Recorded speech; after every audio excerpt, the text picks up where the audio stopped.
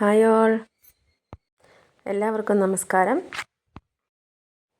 രാവിലെ ഒരു 3 മണി 4 മണിക്കൊക്കെ എണീറ്റ് പഠിക്കുക എന്ന് പറയുന്നത് നമുക്ക് എല്ലാവർക്കും മടിയുള്ളൊരു കാര്യമാണെങ്കിലും നമ്മുടെ ലക്ഷ്യം വലുതായതുകൊണ്ട് നമ്മൾ അത്രയും നേരത്തെ ആണെങ്കിലും ഒക്കെ എണീറ്റിരുന്ന് പഠിക്കണം.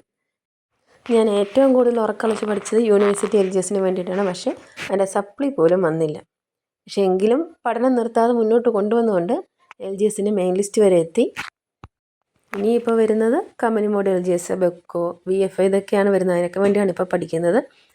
എന്ത് തന്നെയായാലും നമ്മളൊരു 3 മണിക്കോ ഒരു 4 മണിക്കോ ഒക്കെ എണീറ്റിരുന്ന് പഠിച്ചു കഴിഞ്ഞാൽ അന്നേരം ഒരു ശല്യമില്ല, നമുക്കൊരു ശല്യമില്ല ആ സമയത്ത്. അതാണ് ഏറ്റവും നല്ലൊരു സമയം. ഒരു 7 മണിയൊക്കെ ആകുമ്പോൾ കുറച്ച് പച്ചവെള്ളം കൂടെ കോരി ഒഴിച്ചൊരു കുളി കഴിഞ്ഞാൽ ആ ക്ഷീണം അങ്ങ് മാറും. ഞാൻ രാവിലെ എണീറ്റ് കഴിഞ്ഞാൽ സാധാരണ റിവിഷൻ ചെയ്യാറാണ് പതിവ്. പുതിയതായിട്ടൊന്നും പഠിക്കുകയില്ല. തലേദിവസം പഠിച്ചതിന് മുന്നേ പഠിച്ച് റിവിഷൻ ചെയ്യാനുള്ള ഭാഗങ്ങളൊക്കെ എടുത്ത് വെച്ചിരുന്ന് പഠിക്കും. ഇതിപ്പോൾ ഞാൻ പഠിക്കുന്ന +1 കോൺസ്റ്റിറ്റ്യൂഷനാണ്. അതിനകത്ത് നമുക്ക് വേണ്ട അത്യാവശ്യം നോട്ട്സും കാര്യങ്ങളെല്ലാം ഉണ്ട്.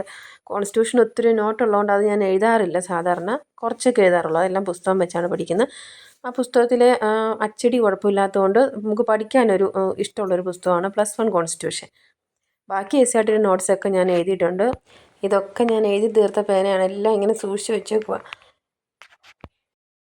ഒരു ലിസ്റ്റ് വന്നെന്ന് കരുതി നമ്മൾ ഒരിക്കലും പഠനം നിർത്തരുത്. ഒരു അപ്പോയിൻമെൻറ്റ് ലെറ്റർ അല്ലെങ്കിൽ ഒരു അഡ്വൈസ് മെമ്മോ ഇതൊക്കെ കൈ കിട്ടുന്ന വരെ നമ്മളിങ്ങനെ പഠിച്ചുകൊണ്ടേയിരിക്കണം.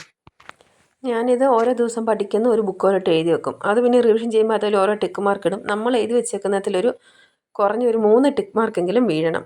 ഇത് PYQ മാർക്കഡ് ഫോട്ടോസ്റ്റാറ്റ് എടുത്ത് വെച്ചേക്കുന്നതാണ്. ഇതൊരു ക്വസ്റ്റ്യൻ പേപ്പർ വെച്ച് ഡെയിലി ഞാൻ പഠിച്ചിട്ട് ഒരു 80 GK ആണെങ്കിൽ നമ്മൾ പഠിച്ചു പോകുമല്ലോ. അതുകൂടാതെ OMR ഷീറ്റ് വേറെ ക്വസ്റ്റ്യൻ പേപ്പർ വെച്ച് OMRും ചെയ്യും. ഈ ബുക്ക്ലെറ്റാണ് ഞാൻ ഉപയോഗിക്കുന്നത്. പിന്നെ ഇതെല്ലാം ഈ OMR ചെയ്ത് കഴിയുമ്പോൾ അറിയാൻ മേലാത്ത ക്വസ്റ്റ്യൻ എല്ലാം ഓരോ ക്വസ്റ്റ്യൻ്റെയും നമ്പർ ഇട്ട് എഴുതി വെക്കും. അത് പിന്നെ ഇടയ്ക്കിടത്ത് റിവൈസ് ചെയ്യും. അപ്പോൾ എല്ലാവരും നമ്മുടെ ലക്ഷ്യത്തിന് വേണ്ടി പ്രയത്നിക്കുക. എത്ര ഉറക്കളിച്ചാലും അതൊരു പ്രശ്നമേ അല്ല. ഇപ്പോഴത്തെ സാഹചര്യത്തിൽ ഏറ്റവും അത്യാവശ്യം ഒരു സർക്കാർ ജോലിയാണ്. അതിനുവേണ്ടി കഠിനാധ്വാനം ചെയ്യുക, നമ്മുടെ ലക്ഷ്യത്തിൽ എത്തിച്ചേരുക.